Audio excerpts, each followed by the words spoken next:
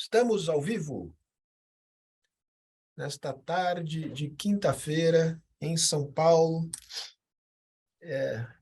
todos aqui mobilizados com a eleição brasileira, mas hoje aqui o tema é outro, são as eleições americanas de meio de mandato, que terão lugar agora no início de novembro, e que decidirão a composição do Congresso americano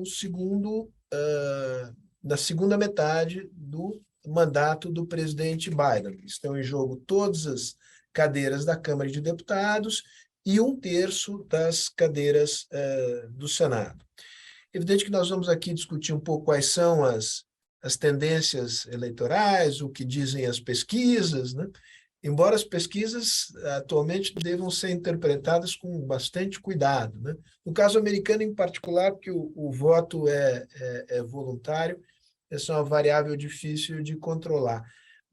Mas mais do que entrar no detalhe da eleição americana, a ideia deste seminário é procurar projetar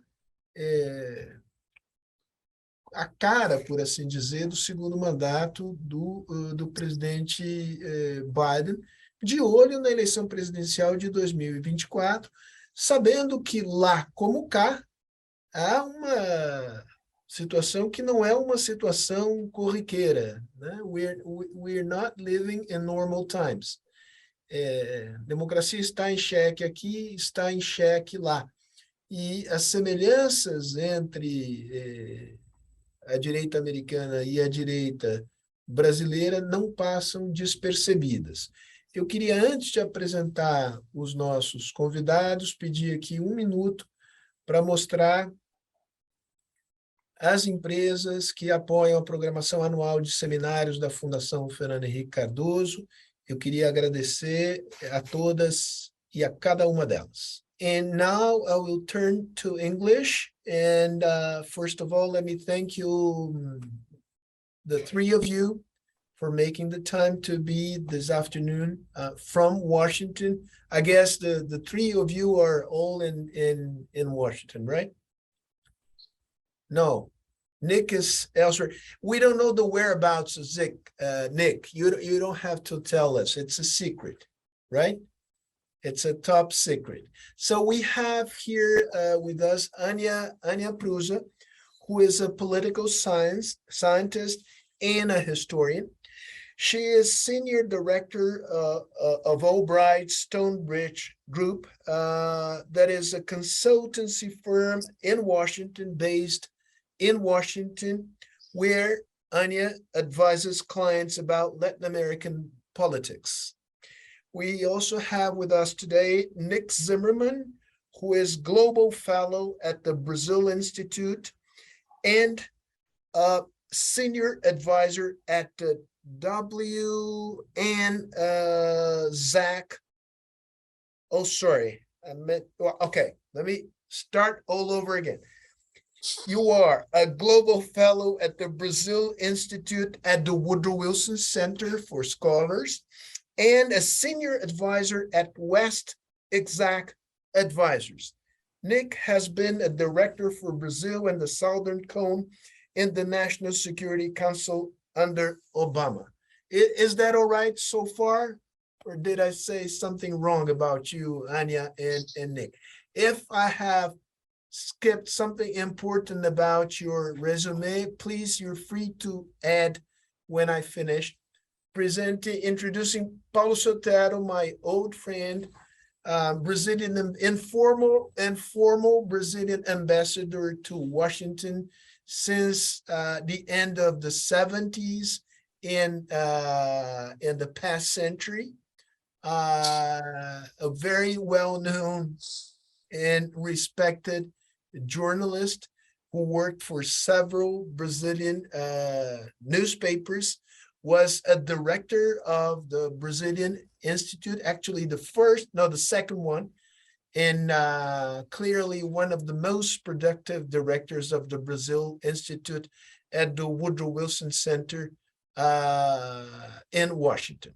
So having said that, let me set the rules of the game. And the rules of the game are very simple. I will give the floor for 10 minutes for each one of you, starting with Anya, maybe with Anya let's say to follow the same order sequence, Anya, then Nick, and then Paulo closes the first round of initial interventions. And then we can go for a discussion among ourselves, and I will convey questions sent by the public. The questions will be selected by my team, and the questions can be sent through chat, the chat on the lower bar on the screen. So without further ado, Anya, once again, thank you so much for being here with us today. And I'll give you 10 minutes. Thank you, Sergio. It's a real pleasure to be here and to be joined by Nick and Paulo. Very much looking forward to our conversation today.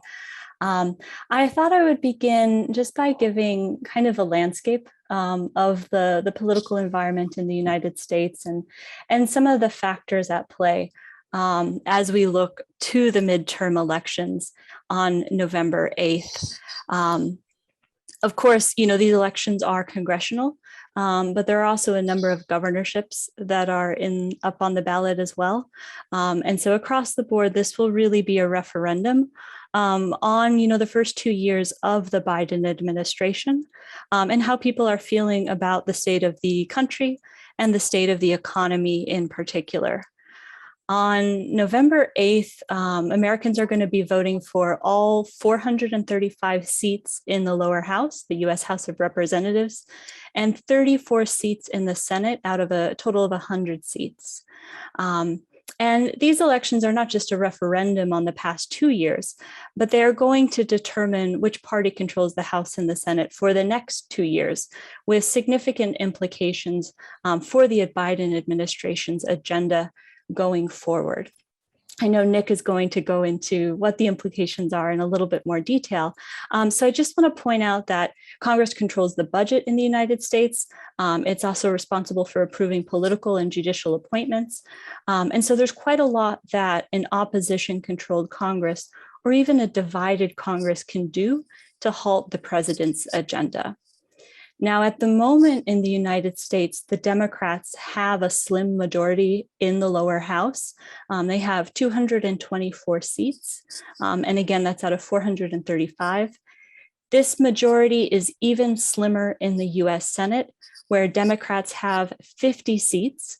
And this includes 2 independents who caucus with the Democrats. So official Democratic Party members only actually have 48 seats.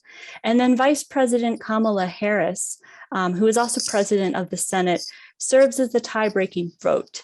And she gives the Democrats 51 votes in the Senate to the Republicans' 50 votes. So it's an incredibly, incredibly tenuous margin. That said, the Democrats have actually been able to use this slim majority to pass major pieces of legislation, including the Bipartisan Infrastructure Act, the CHIPS Act, the Inflation Reduction Act most recently. And so one of the real questions that is on the ballot and that's being put before voters is whether these major Democratic victories and whether other policies during the first 2 years of the Biden administration are going to resonate with American voters, or whether voters are simply going to be upset about high levels of inflation and kind of the state of the country more broadly. Now, traditionally, we do see that the president's party often does poorly during midterm elections. And so, going into this election cycle for Congress, the expectation is that Republicans inherently have a more favorable external environment. And in fact, recent polls show that about 7 in 10 voters, so about 70% of those polled, think that the United States is headed in the wrong direction. And inflation is at the top of the list when it comes to issues that voters care about. So this isn't great news for the Democrats. It's probably better news for the Republicans. On the other hand, Biden's approval rating has improved in recent months. So it sunk to about 36% in July. But since then, it has recovered back to about 44%. And so we are seeing, a positive momentum in favor of the Democrats ahead of November. That said, as we know from what's happened in Brazil on Sunday, the polls aren't always accurate, and so this does need to be taken with a grain of salt. In the United States, we do often see that pollsters underestimate the conservative vote, and this was particularly apparent during elections involving Donald Trump, where people felt hesitant to say openly, right, that they were going to support Trump as a candidate. I also wanted to touch briefly on voter turnout, and we can certainly talk about this more. I think Paulo was going to touch on it as well, because turnout tends to be a lot lower in midterm races. So voting is voluntary in the United States, and in recent decades, about 60% of the electorate votes in presidential elections, and then about 40% votes in midterm years. So that's about a 20 percentage point gap. We have seen greater enthusiasm in recent years. Election have attracted more voters. So in 2020, which was the year President Biden was elected, we saw about 67% of the electorate vote, and it was about 50% in the last midterm in 2018. And I will say we are seeing a lot of enthusiasm this year. So I would anticipate that turnout will be on the higher end for a midterm. There was a recent NPR Marist poll that came out a day or two ago that found about 80% of registered voters actually plan to vote, and that's incredibly high. In terms of who people tend to vote for, we see that Republicans tend to benefit from the fact that voter turnout is often higher during midterms, especially among older Americans.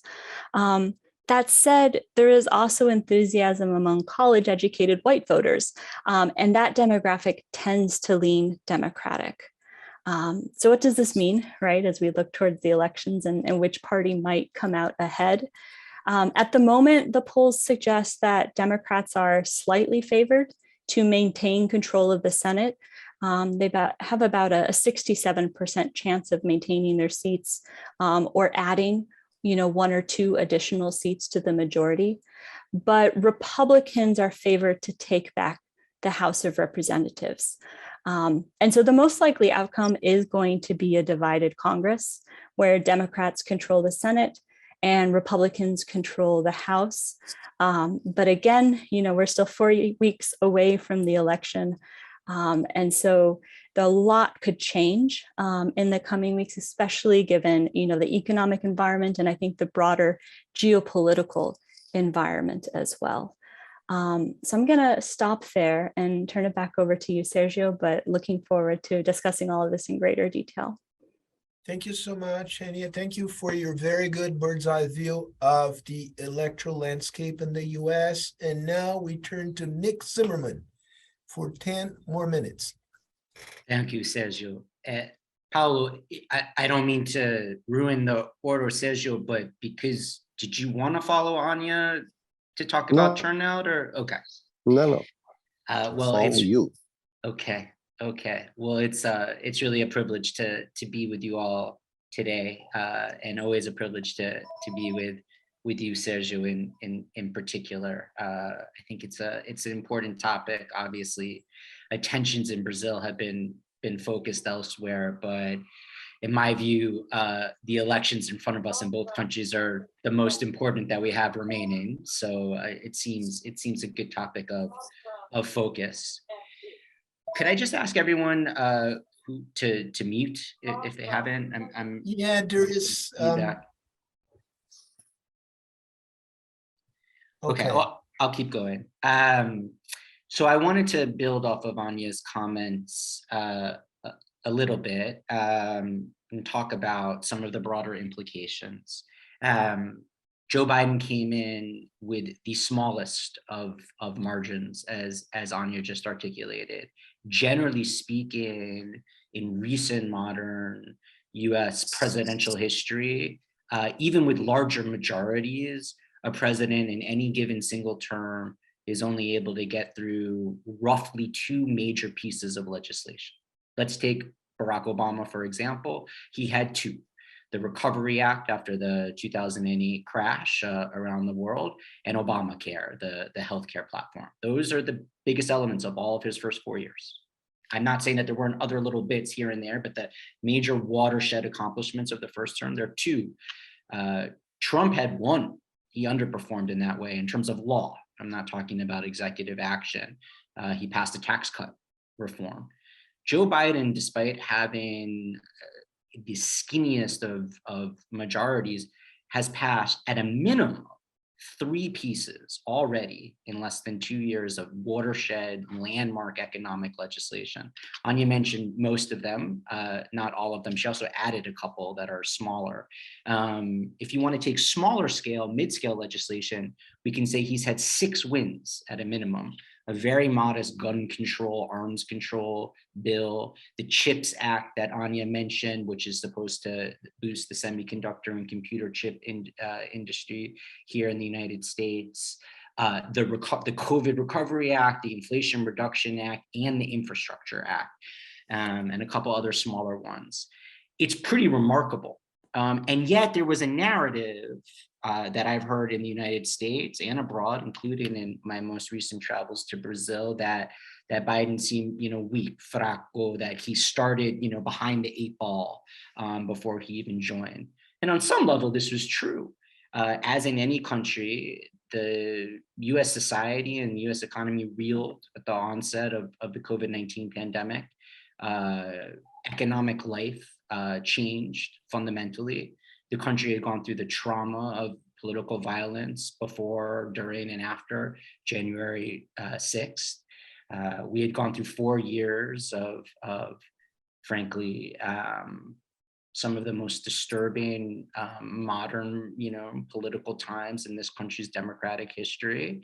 A lot of career officials in various different ministries, departments, we call them in Washington, D.C., had left because of the politicized environment over the last 4 years in ways that we've seen similarly in Brazil and regulatory agencies like IBAMA, for example. He had a lot of things going against him, and yet this is a relative success story. And in a deeply polarized and precarious time for the country. And there is this open question as to, does legislation matter politically anymore? Does democracy matter? Or is it really just about signaling, memes, your presence on social media? Anya mentioned that President Biden's approval ratings have improved fairly dramatically just this year, roughly 10 points. That's an indication, it's just one indication. I certainly wouldn't take it to the bank in these crazy times that we live in. It's one indication that legislation does matter, that when government's able to deliver improvements in people's lives, that they benefit politically. And so we're seeing some of that right now. Much like the narrative that Joe Biden was coming in already sort of dead on arrival was false. I certainly don't mean to underestimate the challenges ahead of him. Really, no one knows what's going to happen in the Senate. Anya's got all the statistics right, 2 and 3 chances, but we know what all the challenges are with the polling industry. And because of the way that the electoral map has evolved over the years in the United States, the control over the Senate is really going to come down to, give or take, how much you believe in the polling. And when you're looking at the polling, 6 races or so. And so that's why in US media, you're going to see a lot of focus on states like Pennsylvania, Georgia, Nevada, Arizona. There are a few others. The list is not exhaustive, because those are either opportunities for the Republicans to pick up a seat because the Democrats in trouble, or vice versa. And they've got to change the game in some way because they're tied 50-50. The ultimate implication of all of this is governability. Anya's right in that the most likely scenario, the best case scenario realistically for the Democrats at this moment, is a split legislature. But even there's a huge difference in governability if you control the Senate or if you don't control either branch of the legislature. It would start with, if the Democrats lose the Senate, complete paralysis in terms of getting through executive branch appointments. Every president in the US system is able to nominate people of trust, of confidence, to politically appointed positions. It's roughly, it varies a bit, it's between 4,000 and 5,000 people in a given administration. Those are the people that implement your vision in the ministries. We've seen a lot of gridlock there in a 50-50 Senate. One can only imagine what it would look like if the Republicans control it. It's not a very sexy or cool topic, but it actually matters when you're trying to implement the laws that you have passed.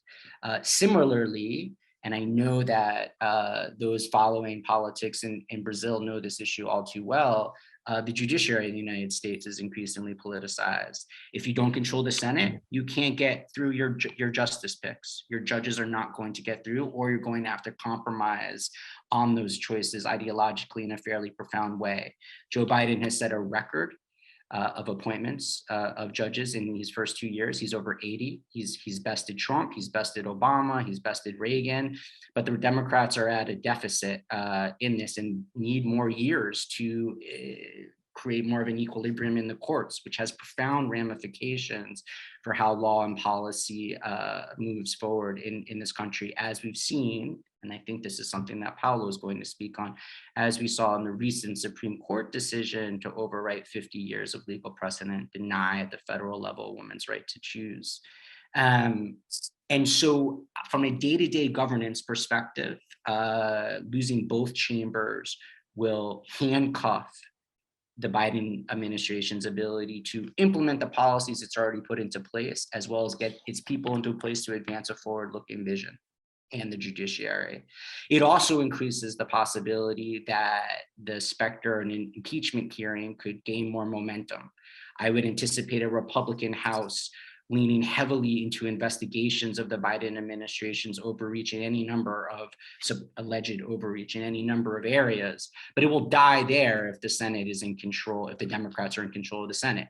They're unlikely to have a significant enough majority, the Republicans that is, to successfully, quote unquote, prosecute a President Biden, but it can create much more of a headache, lead to a lot more paralysis and gridlock in Washington in these 2 remaining years, and further poison the political environment ahead of the next presidential election. So I think those are some of the implications. I think I would just conclude with saying, we don't know what's going to happen in the Senate, but at the highest of levels, a presidency that has had very, very slim, thin margins of majorities in both legislative chambers, having passed anywhere from 5 to 6 pieces of major legislation, which includes up to $4 trillion in spending, in public spending over the next 2 to 10 years.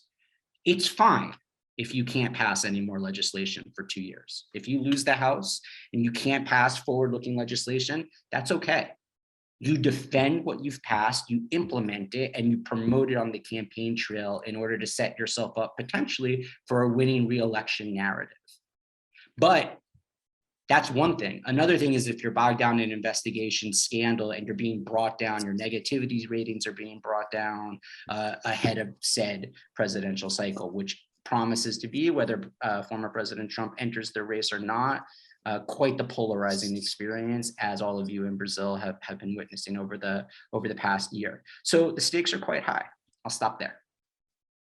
Nick, wonderful presentation. Now, Paulo, it's your turn. You can do it either in Portuguese or in English. It's up to you. Now, let me try English. If you don't understand me, I'll do Portuguese. So far, so good. Good. So I think that one observation I would like to make to start for the people in Brazil that are following this is that from comments I receive, people tend to underestimate President Biden. So don't do that. President Biden is a highly competent and experienced politician. Number 2, the decision, especially, I'll focus on the Senate, because I agree with Anya that the House is more or less decided. It will be controlled by the Republicans. In the Senate, there could be, it could go either way. Polls now suggest that it's more likely to go to the Democratic side. And why? There is one issue that governs this. The Supreme Court, with 6 conservative justices, or the name of the Supreme Court ministers here, approved 3 of them nominated by Trump.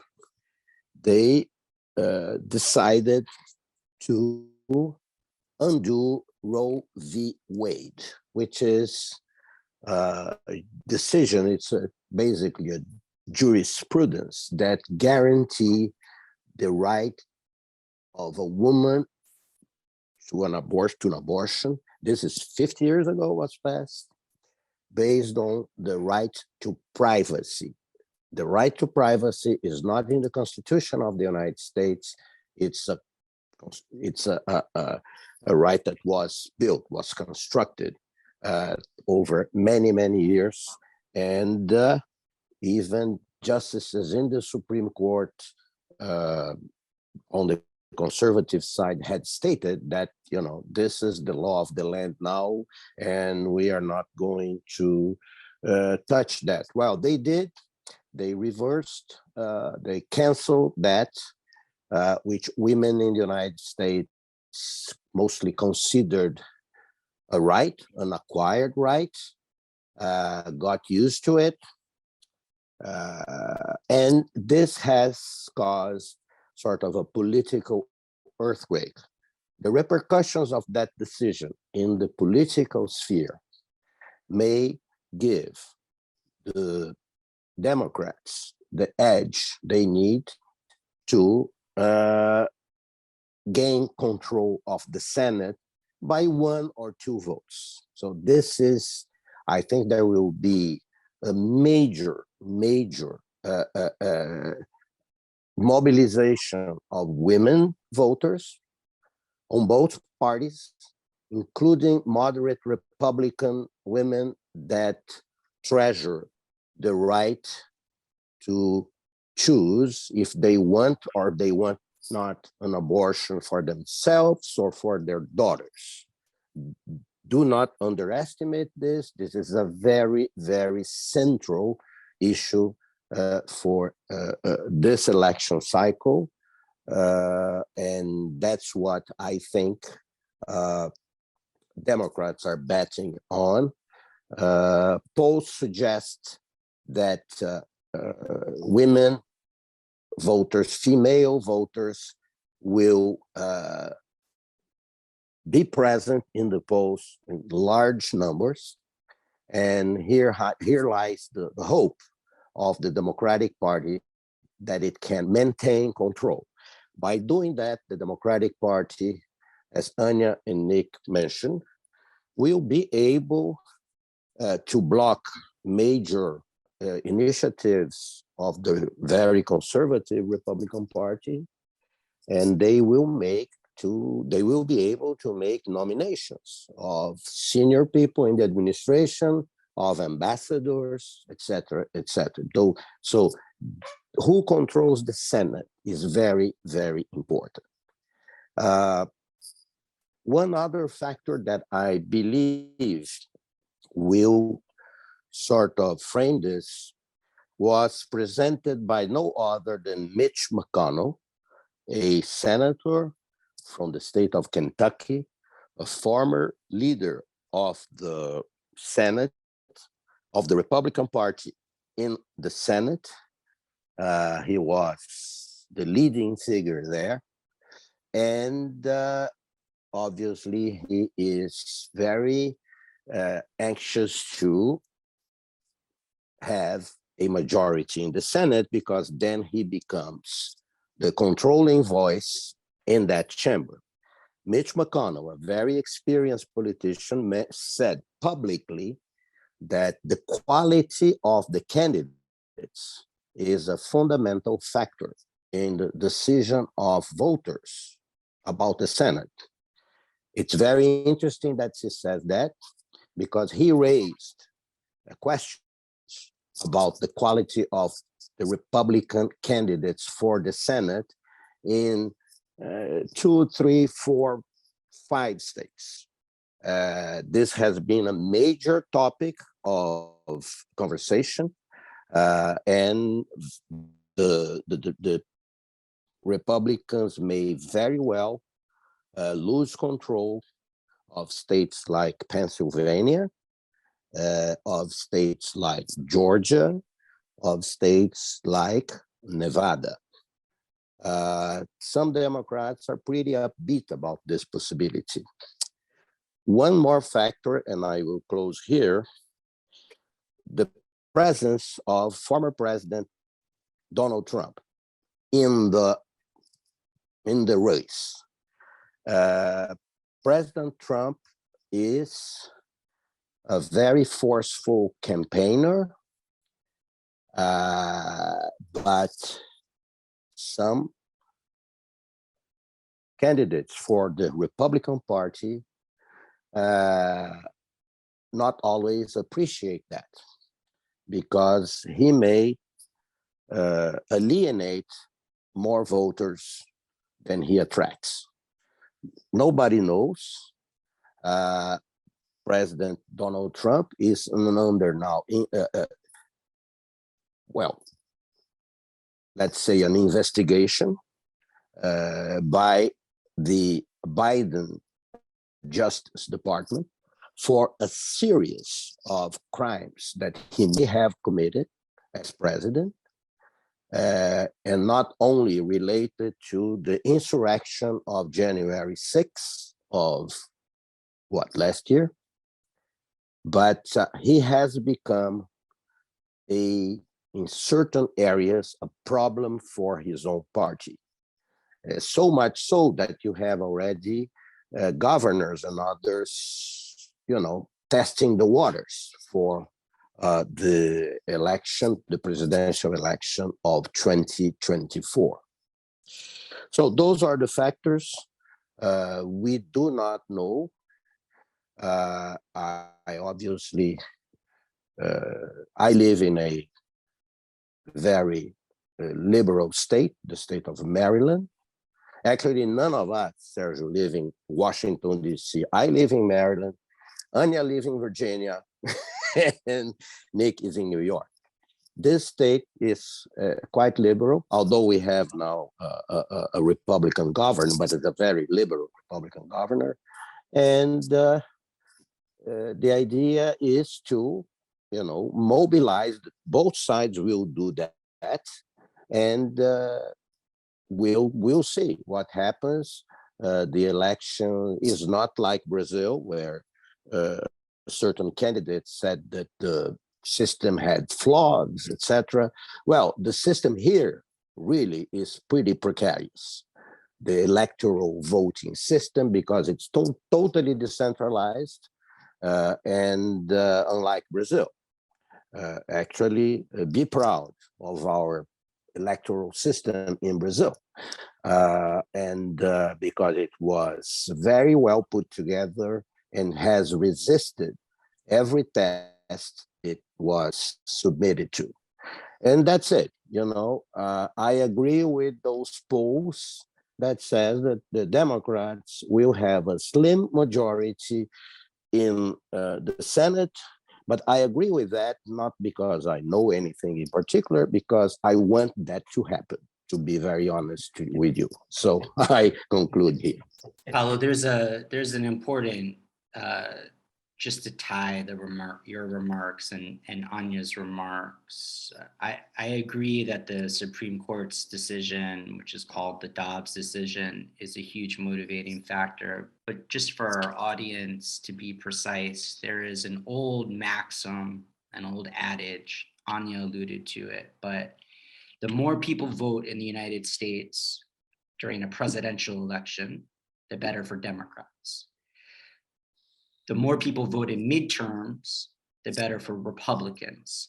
And that is because the casual voter might not engage in midterm elections as much as they will in the presidential. And the biggest population centers in the country tend to come from areas that go more Democratic. The reason why Paolo's talking about the Supreme Court decision and why Anya mentioned turnout is because a lot of people believe that the female vote is so angry over the decision that they will reverse that historic trend and come out in higher numbers than usual this midterm and deliver a victory that would normally be improbable for the party that's in power in the White House. Paolo's also more confident about the Senate race than I am. I think, frankly, 2/3, it's a simulation, so I believe in the math, but I think it's closer than that. And the polls coming out this week, literally this week, and the end of last week are showing all the races tightening in favor of Republicans. So we're in the final stretch, much like there's a lot of speculation right now in Brazil that, You know, for the example, feeling, Nick. yeah, Ciro Gomez's vote, it looks like it went to, in the last days, it's really going to be a fight until the very, very end. All right. Thank you. Thank you so much for 3 excellent presentations, complementing each other. That sets the stage for our conversation here. And going forward, I would like the 3 of you to explore the following questions, and you pick each one of them or 2 of them. It's up to you. The first one is, so to speak, the battle for the soul of the Republican Party, right? Is Trump and Trumpism do still have the upper hand in the Republican Party? Or let me differentiate 2 things. One thing is Trump, right? Is he still a central actor in the internal politics of the Republican Party? This is first question. Going forward, right? Taking into consideration the scenario in 2000 and moving towards 2024. The other is about Trumpism, right? Is Trumpism still the prevailing the ideology in the Trump, and will that remain so for the foreseeable future? Moving to the Democratic Party, the battle for the soul of the Democratic Party between the centrist politicians and the more liberal ones. What is your take on how this internal fight will unfold in the coming years, and how does President Biden fit into this picture? Anya, would you like to start? I was going to try to dive in and, of course, welcome Paolo and Nick's thoughts as well. I think these are really fundamental questions, Sergio, looking at both the Republican Party and the Democratic Party and kind of the future of these 2 parties, but also faith in democracy and faith in the party system more broadly in the United States, right? We talk a lot about having a big tent party. And so the Democrat Party, right, is considered a big tent party in that there are all these different people within it with different political leanings and different ideas about how the country should move forward. And, the positive, right, for a party being a big tent party is that you are able to bring in many different people, right? So you're building a coalition that theoretically can lead to electoral success. The challenge, of course, is then figuring out what the agenda should be and mediating between these different points of view. And so we've seen this kind of emerge to the fore in recent years between more centrist Democrats and more liberal Democrats. I think this has been particularly evident in the House of Representatives as, Speaker Nancy Pelosi attempts to hold together her caucus and kind of ensure that there is enough support. And we've seen it as well in the Senate, right, with Senator Joe Manchin kind of holding out and pulling the Democratic Party to the center or even to the center right. being a big tent party is particularly challenging when your margin is slim, when you don't have a lot of extra votes, because then you need every single person from the center all the way to the far left to vote for your agenda, or you won't be able to pass legislation.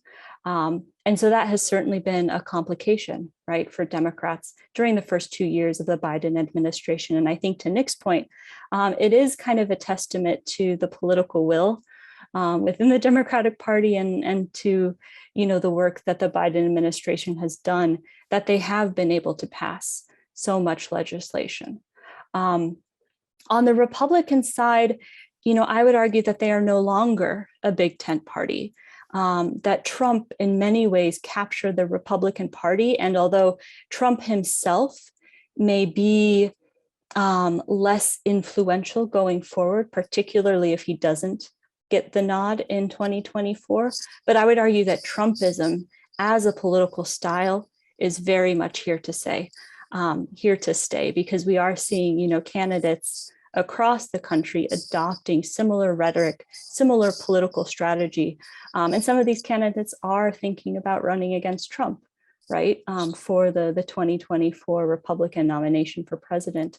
So I think what you're seeing is, a Democratic Party that is still trying to hold on to all these different ideologies, right, from the center to the left, and a Republican Party that really has selected kind of it's an ideology, but even more than that, I would say it's a political style, political approach that they seem to be emphasizing going forward.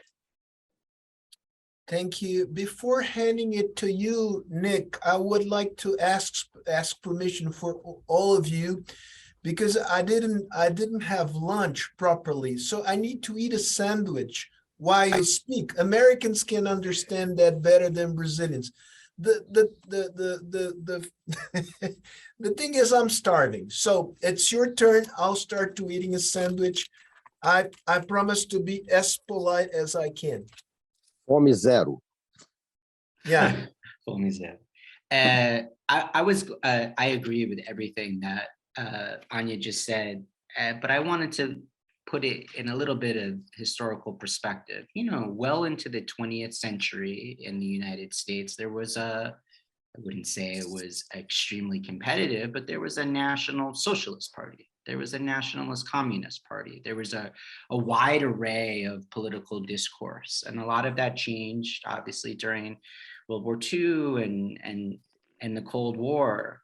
But that discourse and the variety of the political debate existed in some fashion anyway, through the 60s. And then there was sort of the counter-cultural revolution there. I mean, just to put it in perspective, from 1968 to 1992, the Republicans held the White House for 20 of those 24 years. And the only reason why the Democrats held it for 4 years was because Nixon got impeached because of Watergate. So it was kind of, anomalous there.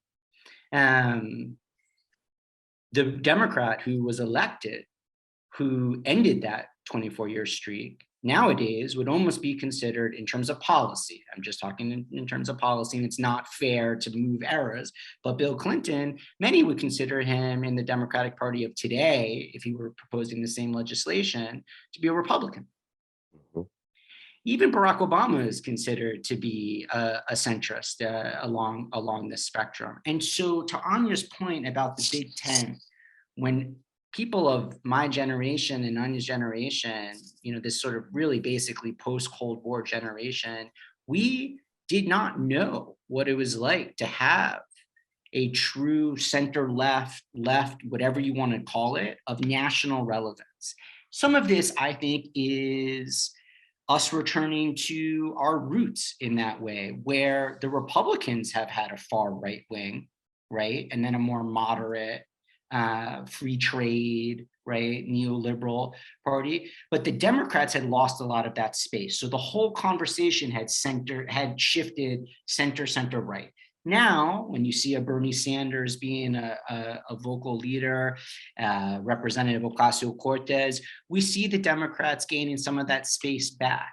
as someone who's a member of the Democratic Party, I think that that's healthy. That's important discourse space to reoccupy. It's even more important if the Republicans are going to continue to go down this Trump route and be hardcore, be far right. You need the counterbalance there as well to make something in the center seem palatable. If compromise will be possible again, you need to find something where both sides can save face in that compromise.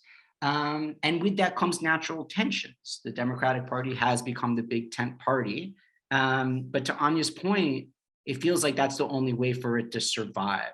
So Sergio, I push back on the question a little bit. The future of the Democratic Party is not Alexandria Ocasio-Cortez, and it's also not Bill Clinton or Joe Biden. It's going to be something in the middle that can appeal enough to both sides, because that's the way for the party to stay nationally relevant in as many election cycles as possible. So relative to an Obama presidency or even a Biden presidency, I think you'll see possibly over decades, right, some further tacking left, but it's not going to look like the Justice Democrats. And then conversely, on the Republican side, just to agree with Anya, it almost doesn't matter what actually happens with Donald Trump. The party's been remade in his image. The other candidate that polls most strongly against him in the Republican Party is the governor of Florida, Governor DeSantis. He's more of a traditionalist. He's served in Congress. He's been a governor of a huge state. So the style might look a little bit more different, a little bit more traditional, but in terms of the substance, it's just as far right as anything else that we've seen. Much like my interpretation and vision of what occurred on Sunday in Brazil is that, quite apart from President Bolsonaro, a right wing with national appeal and structure in Brazil is here to stay. This is one of my takeaways from Sunday. We saw that happen in the United States in 2020. The fact that Trump was as competitive as he was, and that they did as well as they did in governorships across the country, showed that this is a movement that is not going anywhere. And so once again, I'm left with a somewhat troubling conclusion, and it's one that keeps coming back to me since 2016, which is that Brazilian and US political society and culture with each passing moment seems to mirror itself more and more. Yeah, you're right. I entirely agree with you, Nick. Paulo, what about Biden himself? Considering this creative tension within the big tent of the Democratic Party, what is your take about his performance in managing the two wings of the Democratic Party? And going forward, will he be a candidate in 2024? And if not him, who?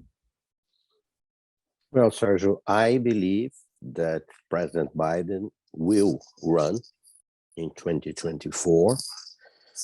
I believe that he has a very good chance of prevailing, of winning the election. Remember, presidents of the United States tend to be reelected, and President Biden is an excellent politician, experienced, and he has all the qualities a leader needs to have, especially in tight situations like this. But I don't see right now a challenger emerging in the Democratic Party, trying to, push President Biden aside. You never know those things, right? He will be 80 next year, and this sometimes is raised. People raise questions because of his age. He seems to be in better shape than a lot of 60-year-olds that I know.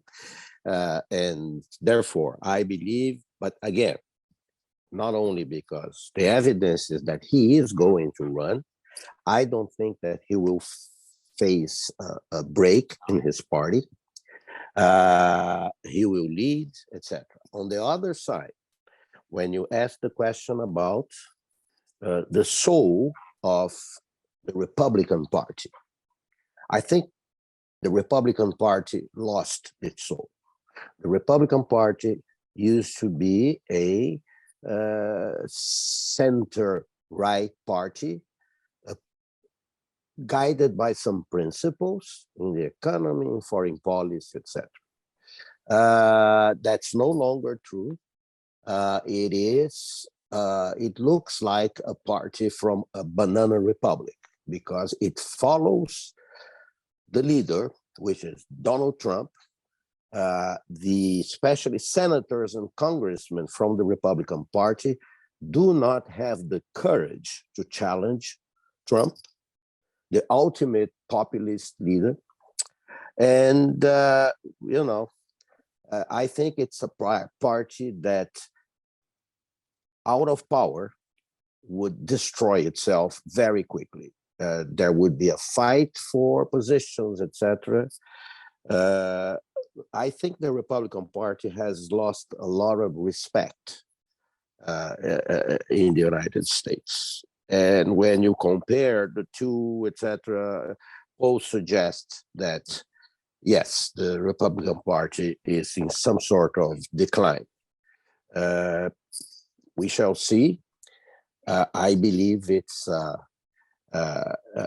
will depend very much on the performance of the candidates, especially if my prediction that the Democrats will retain the control of the Senate. You will read a lot of articles praising Biden for his political capacity, his political savvy. One thing to keep in mind, President Biden probably knows more American politicians in office, including in the Republican Party, than any of his predecessors in the last 50 years. I met President Biden once when he was a senator in the year of 1996. I was covering a Republican convention in San Diego, the convention that nominated Senator Bob Dole from Kansas to be the candidate, and Biden was there. Why? Because he was a good friend of Senator Dole, and he was good friend of probably most of the other senators on both sides. Biden has that capacity. Well, it's maybe because he has been in the Senate or in politics forever, but I would not underestimate that. It is an important factor. I think that the way he presents himself, he is a man guided by a spirit of solidarity. For instance, what he did now in the disaster. Well, can you close so that Yeah. finish, but No, just what he just did in Florida, going there to be with Floridians after this enormous disaster, being with Governor DeSantis. I think it was quite important, and those things have political effect also. Biden is a great leader. Don't forget that. Nick and Anya, I can't resist to ask you whether you agree with Paulo's assessment about President Biden. Nick, I actually wanted, go ahead, Nick. No. He pointed. I was going to say, I was going to push back a little on Paulo, not so much on Biden, but I think the idea that the Republican Party is weakening, I would push back on that. I would say the Republican Party is changing, right? But there remains substantial support for Republican candidates. I think perhaps, the political talking heads, we look at this situation And we, I'm hesitant to speak for all of us, but I think, within the Beltway, sometimes we get into a little bit of, the political science realm. But if you're looking at, the number of people who are still voting for Republican candidates, the enthusiasm for Republican candidates, I think it is very much alive and well. What I would argue is that states that vote Republican are increasingly Republican, right? There's a consolidation, I think, and a hardening of support for the party in states across the board. And you see this in congressional races as well. Yeah, I just, I'm in a more general state, I think, of anxiety and trauma than Paolo. So I don't fully share the optimism of some of the points that he made. I agree with him that Joe Biden is an extremely experienced and capable politician who has benefited from creating a very, very large network of relationships. But he's a bad candidate. He's always been a bad candidate.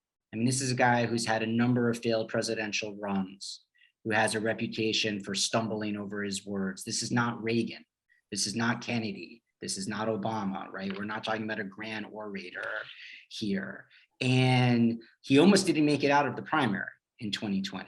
I mean, he was saved, Paolo, but to your point, while I'm disagreeing with you, I'm agreeing with you, because he was saved in part because of an endorsement that he picked up from a long-running senior Democrat in the lower chamber in the Cámara de Diputados, and that changed the game for him in South Carolina.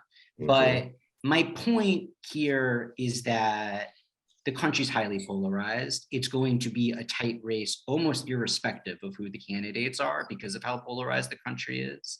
And Joe Biden brings the strengths of incumbency should he run, which Paolo articulated well. There are many of those strengths. But there are some specific drawbacks, and no one knows. I mean, I hate to bring it up, but it's the elephant in the room, and why no one knows. Will he be up to the rigors of the campaign trail, right? I mean, these are all factors. The fact that he's polling, he's in the lead, but within a margin of error in most polls against Donald Trump, in and of itself as a single data point, should be troubling to all of those who care about the broader well-being of the U.S. body politic and the state of its democracy. Let me ask you a question that was raised by more than one people who are watching us. Any one of you would dare giving us your perspective about the judicial obstacles before Trump and whether he will be able to overcome them and be a candidate in the next presidential elections? I know neither one of you is a lawyer, but I would greatly appreciate it if you could sort of clarify us in regard to this very complex issue. Yeah, I mean, there are several different, as Paolo mentioned, there are several different procedures in place, investigations in place. Most of them are not of a criminal nature, which is critical. The one that's transpiring in New York State, the state of New York, is a civil case, right, involving business fraud, that the Trump organization basically lied on its taxes on purpose for decades. The fines there potentially could bankrupt Trump economically, but they have no direct bearing on his political rights. Unlikely that New York case would result in anything like what we saw happen to former President Lula, for example. It just doesn't, it's not in the cards. The investigation into the classified documents by the Department of Justice that Paolo had referenced earlier, that's more complicated. And the law there can be applied with a lot more discretion. But typically, so at one end, you can be charged with the Treason Act, that you basically, by improperly storing, using, sharing highly classified information, you've betrayed your country. I mean, this is the type of legal regime, right, that was used against the Chelsea Mannings, right, and the Edward Snowdens. Again, I'm not a lawyer. On the surface, at least, the issue of improperly dealing with very classified documents could land President Trump in jail. Like, it is possible. It's at the most extreme end. As a practical matter, I don't believe that we'll see it, even if he's found guilty, which leads to, I think, the broader question, and it's just an answer, I think, that many of us who live in democratic society, lowercase d, don't have an answer to, which is, will any of this matter? If he doesn't go to prison, or if his political rights aren't stripped, will any of this matter? People who still support Donald Trump in the United States have a fairly good idea of what he represents. Much like people who voted for Jair Bolsonaro or former President Lula, based on the fact that they both have governing track records, they kind of knew what they were getting in for. And so one has to wonder, in a country such as the United States, I would submit, I think Brazil's been going through something similar in its own way, but that's for others to say, not me. When you're seeing scandal after scandal after scandal, and this has become much more about messaging politics, about tribal politics, does it matter? So legally, it's very murky. It's possible Donald Trump, if found guilty, could wind up in prison. I don't think it's the most likely scenario. And if it's not that, it's a very much an open question as to whether or not it would matter should he run in 2024. Right. Before we enter into the final part of our conversation, in which I will ask you about how worried are you about the future of democracy in the U.S., in America, I would like to ask Paulo and Anya whether you like to add something to what has just been said by Nick. I think Nick did an excellent job, summarizing the key issues. I would just add that as we look to 2024 and the next presidential election in particular, there will be people who would support Trump if he's the candidate, regardless of what he has done. And many more voters will support Trump if he is the candidate, because they are voting against the Democrats and they're voting against President Biden, right? So not unlike what we see in Brazil, there will be a large contingent of people who are voting against what they hate or what they fear, rather than voting for a candidate that they think represents their ideals or their viewpoint fully. All right. Just to be sure that I got your assessment right, Nick. The civil cause in New York City can bankrupt Trump, but cannot strip him out of his political rights, right? The two other counts against him is one regarding the declassification of top secret documents, and the other one is about the attack on Capitol Hill on January 6th. Right? Is this a fair summary? And he can end up in jail if there's two processes, the one on the attack on Capitol Hill and the other on the documents. At the end of the day, they find him guilty in those two accounts. Is that right? Yeah, so just quickly, so in New York, the repercussion, he would, no matter what, his political rights would stay intact. But New York State is trying to sue him for $250 million in fines and prohibit the Trump organization from ever operating a business in New York again. But that's it. In the Mar-a-Lago, the classification document, it's different than the January 6th in that January 6th is still being deliberated primarily within the Department of Justice. And then there is a separate investigation in the US Congress. Right. Which ultimately also will not have political ramifications directly on Trump because there are too many Republicans for an investigation to lead to some sort of stripping of blood. So this is about scoring political points and setting the record straight. In the case of Mar-a-Lago, it's going to depend on, it's an ongoing investigation. They're still reviewing the documents. It will depend on what the Department of Justice seeks and also how Trump's legal team responds. But there is a possibility of criminal violations in that case. All right, very good, very good. Paulo, very quickly.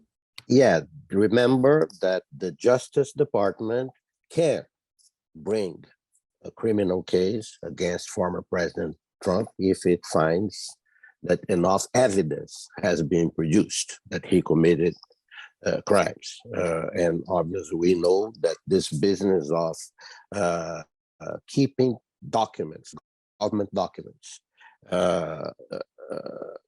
in his vacation home in Florida, etc., this is not allowed.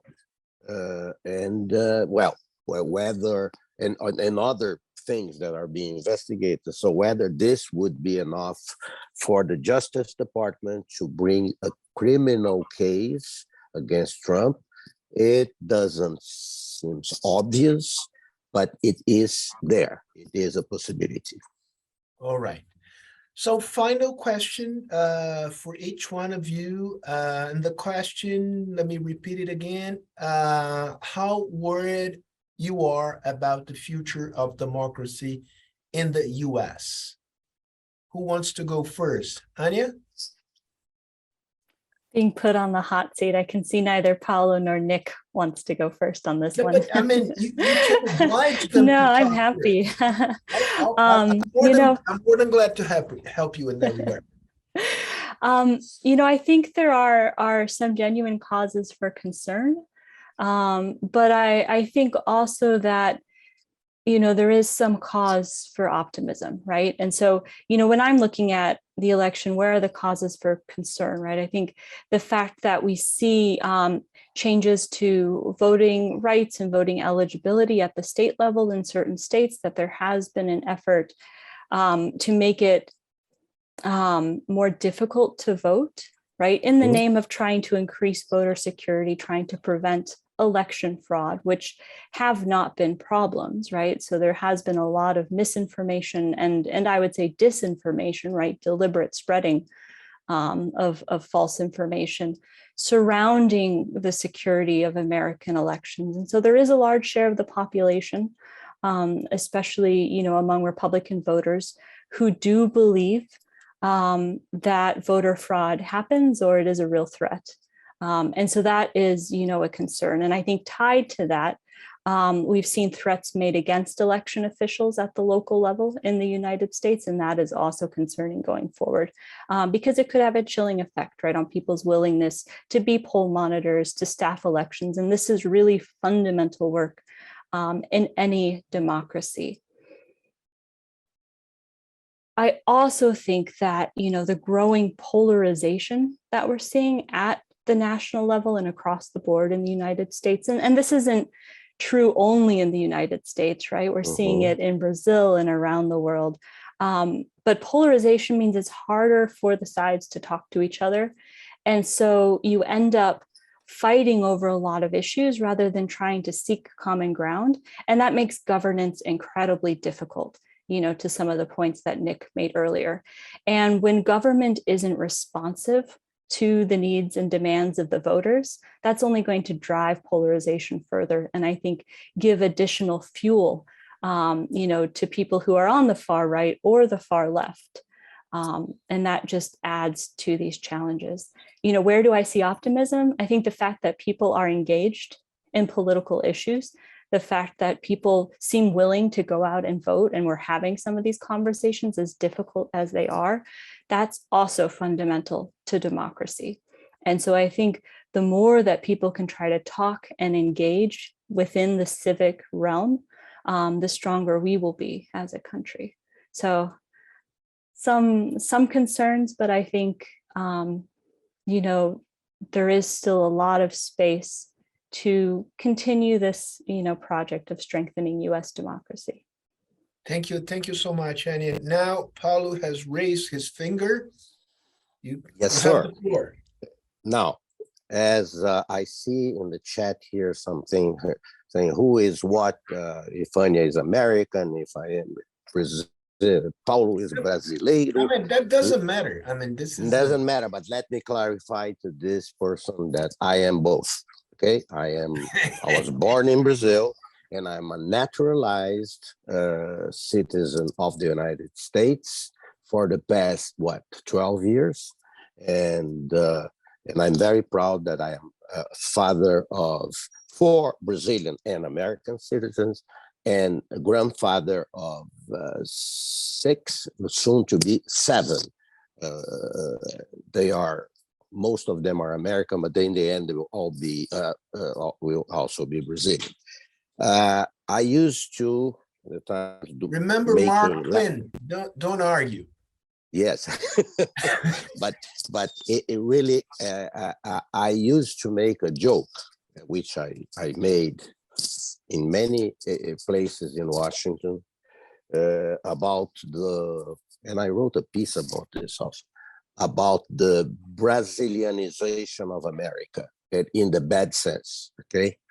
That the country here was becoming a little bit esculhambado.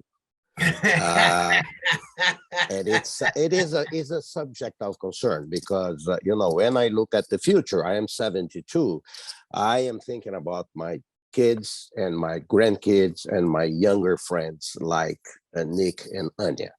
So, am I optimistic? Frankly, I am more optimistic about the United States because the United States has a way to face those major challenges than I am right now about Brazil. One of the things that inform my pessimism of Brazil is the fact that right now, faced with a major international challenge, Bolsonaro and Lula, if I am reading this right, and I wrote a piece that will appear tomorrow in the Estados de São Paulo, I am absolutely perplexed by the fact that Bolsonaro and Lula sided with Russia in the conflict there in Europe against the invasion of Ukraine. I find this absolutely mind-boggling, that this subject is even being debated. Obviously, in Brazil, the left thinks that Putin is from the left. He is not. He's a right-wing extremist dictator, and Bolsonaro likes dictators, as we know. He went to, as you guys know, and the public knows, he went to Moscow to ensure that Brazil will receive oil and will receive some fertilizers, etc., showing the short-sightedness of Brazilian foreign policy right now. I am appalled by that, and for that reason, I think that either Lula or Bolsonaro will make a mess of foreign policy. I tend to have a more positive view of Lula. I voted for him in '89 when he lost for Collor de Mello. I voted for him the other day, and I will vote for him in the last round because I think he is a more competent politician, etc. But with no enthusiasm and very concerned about the future of the country. Sergio, if you organize a foreign policy event, I hope Anya and I will be invited to listen. Duly noted. And now, final word by Nick Zimmerman on the same issue. How worried you are about the future of democracy in the US. Paulo is allowed to talk to Brazil. I hope you focus on the US exclusively. I will focus Okay, exclusively on the US. As long as the coming foreign policy discussion between you and Paulo and others, Anya and I are invited to listen in the background. Okay, we have a deal. Okay, sounds good. I'm pretty worried, full stop. Let me start with why I remain somewhat optimistic. It's still a fight. It's a fight to be had, and the soul of this country has not been lost, and I continue to keep fighting. But I've never been this worried since I got involved in politics in the Democratic Party 20 years ago. I'm actually a little bit older than I look, folks. And my reason for optimism, I think, would go back to a point I already made, which is I'm really encouraged by the richness of the debate that's occurring on the broadly defined US political left.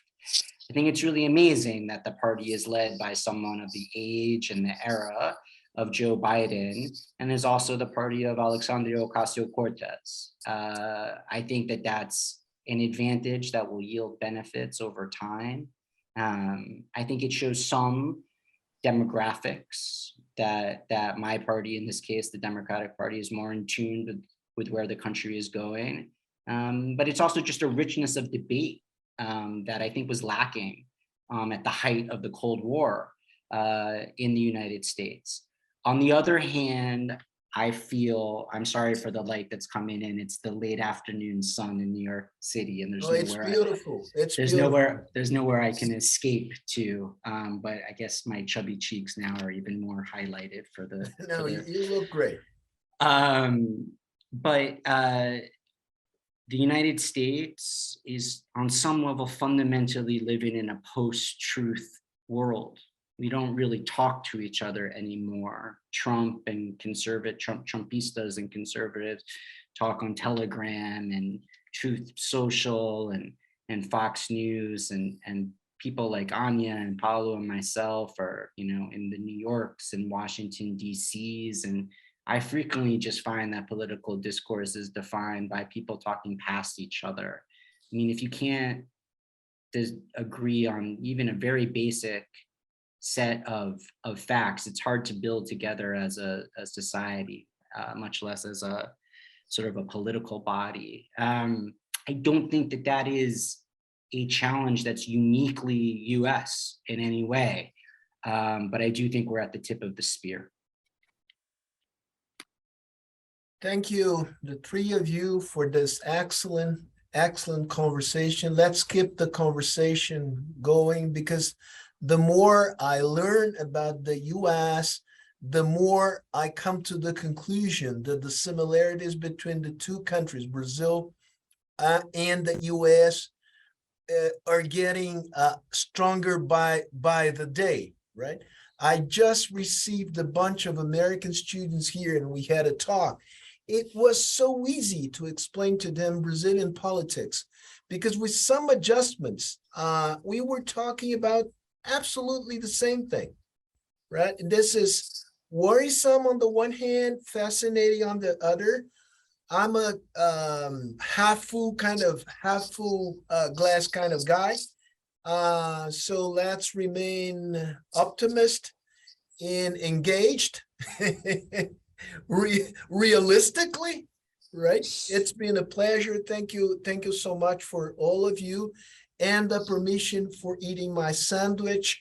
That was absolutely necessary for me to run the show until the very end. So take care. Hope to see you guys soon. Bye-bye. Okay. Thank you all. Bye. Bye-bye. Abraços. It was wonderful. Abraços. Ciao, ciao. Bye-bye. Ciao.